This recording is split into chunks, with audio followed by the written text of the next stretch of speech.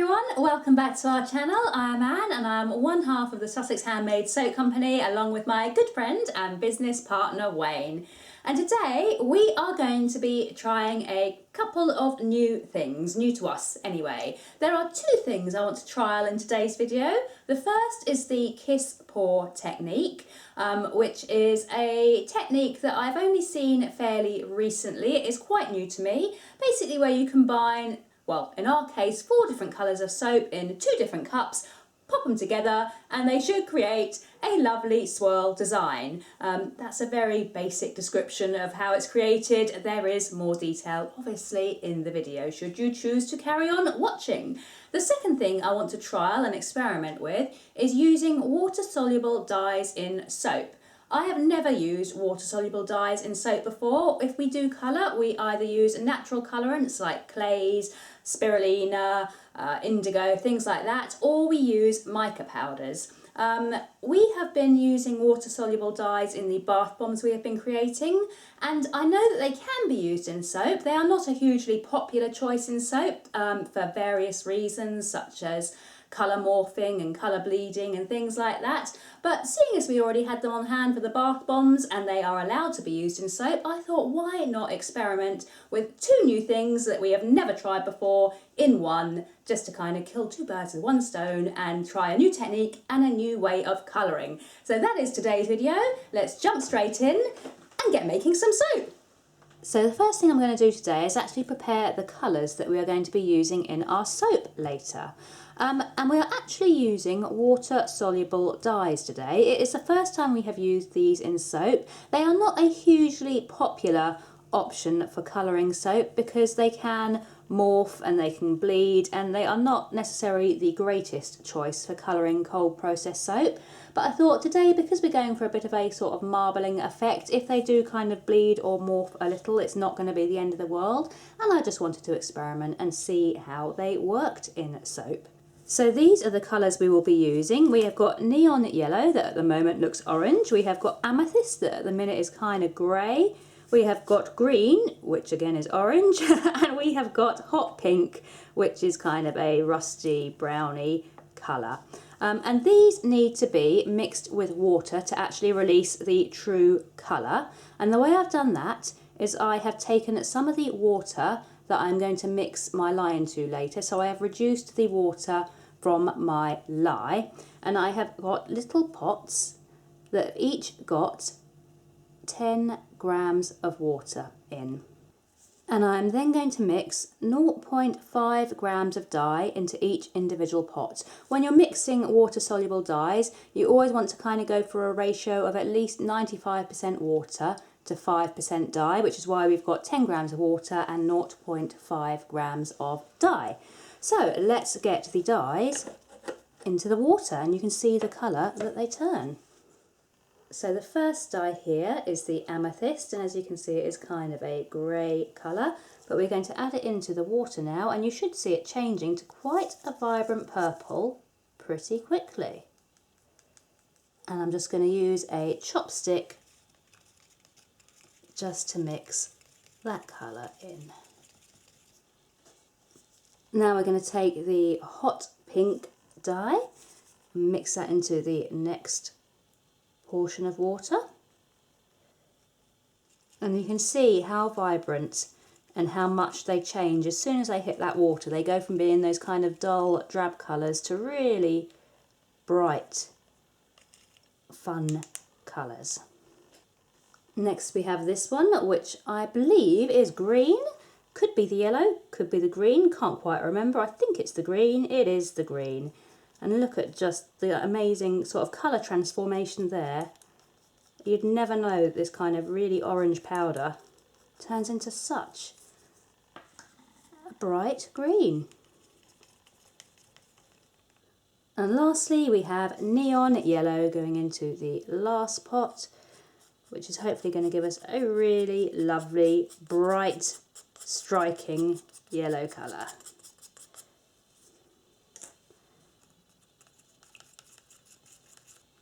So there we have all the colours prepared. Obviously on the screen at the moment you can't really see the difference in colours, but when we actually pour them into our soap batter, they should make it nice and bright. And obviously the colours may change once they hit the soap batter. The alkalinity of the soap may affect them, they may morph, they may change colour, but this is just going to be a little fun experiment to see exactly what they do in soap. So let's move on to the rest of the soap making now. So now we've prepared the colours, it is time to prepare the soap batter as usual. We've got our cooled lye water here. And remember, we normally make our lye water with 220 grams of water, but today we have made it with 180 because we are allowing for those 10-gram portions of water that we took out times 4, so 40 grams of water that we took out to create our colours with. And now we are going to use our stick blender to bring this to a light trace. For today's design, we need to be working at a light trace. Oh, I've got fluff stuck on me. What's stuck to my gloves? Let's get that off. Right, where was I? Bringing to a light trace.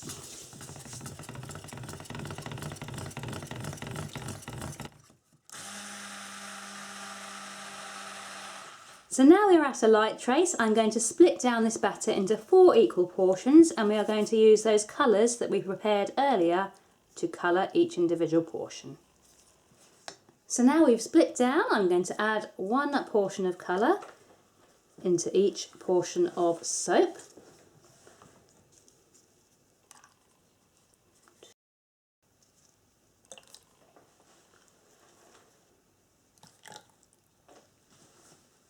And now I'm just going to use the spatula to incorporate each of those colours in.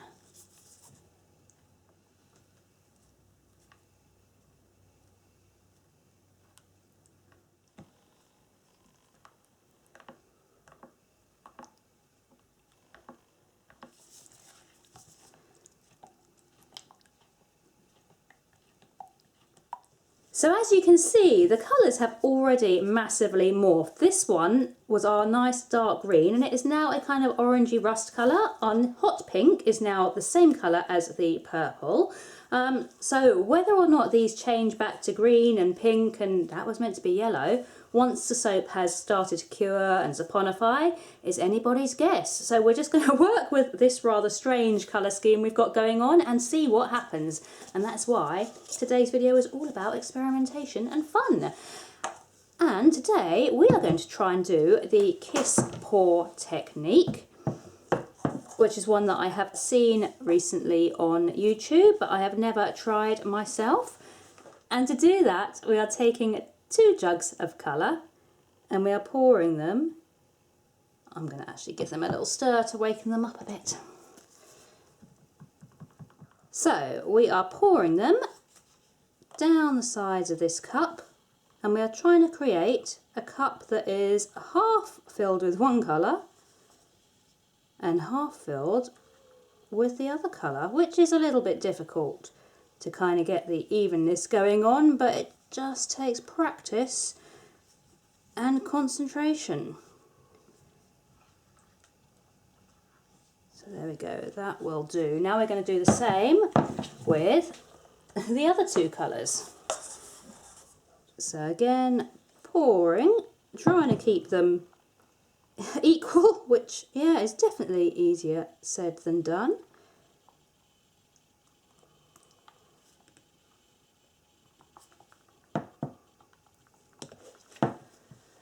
And what we are now doing is taking these 2 cups like this and we are going to tip them, and you want the colours to come out at the same time and the 2 layers of batter need to just touch each other so that as they pour they kind of blend together. And I've got a very odd colour scheme going on here. There we go, let's try another one. So put the cups together, pour and let the batter touch each other as it flows. And I think my batter has thickened up a little too much, but hopefully we're still going to get some kind of nice pour going on. We are definitely going with what now appears to be, as Wayne has quite rightly said, a strange sort of 70s colour scheme going on here. Loving the browns and the oranges and the purples. definitely not the colours I was hoping to get out of this, but as I said, water-soluble dyes, one of the things that is a downside is they will morph and change colour.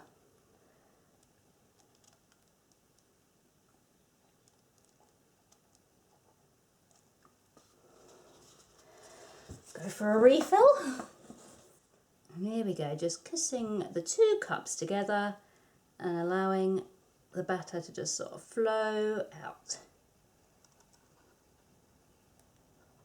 And I think that's about as much as I can get out of these. So now I'm just going to pour the excess, just one at a time, into these spare cavities.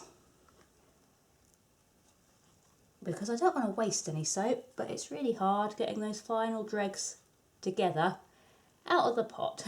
So there we go. That is some soap. And now I'm going to tap down the board to hopefully level these out a bit. Transfer to a tray for ease of tapping, and then, yeah, tap them down to level of the surface.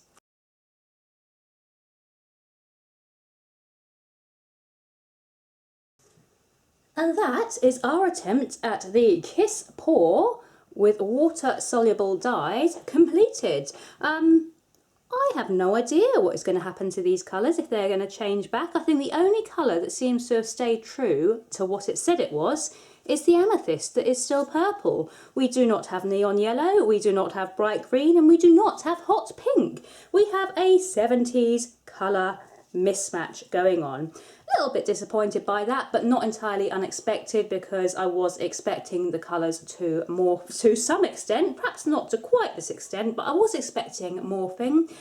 And there is a chance that when they cure and saponify over time, they may change colour again. So it's going to be really interesting to actually see what does happen to these colours over time. So we'll be back tomorrow and we shall turn them out and see if they've actually changed colour at all, or if they are still this shade.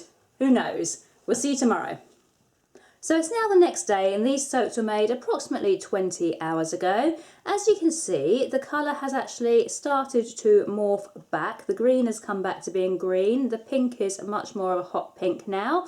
The orange, which should be yellow, is taking on more of a yellow tint, and possibly over time that will develop to be more yellow. However, we are pressed for time today because this video is actually going up this evening. So in a perfect world, I might have left it a few extra days just to see if the yellow did get more yellow, but we haven't got time to do that, so we're going with it as it is. We are going to unmould these now, and then we're going to have a little talk about what we like, what we don't like. So let's try and unmould these. Hopefully it is not too early. It is on the early side for unmoulding, but like I say, we're pressed for time today. Let's pop the first one out.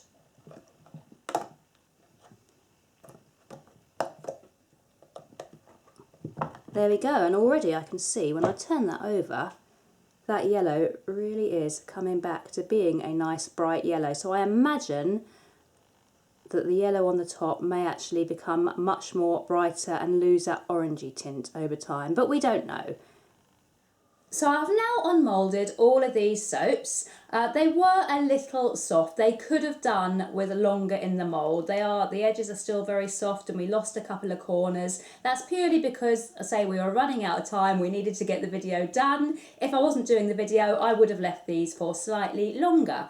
However, that said, obviously we were testing primarily the Kiss Pour technique and the water-soluble dyes in soap today, and my kind of analysis of it is I like the colours that the water-soluble dyes have created.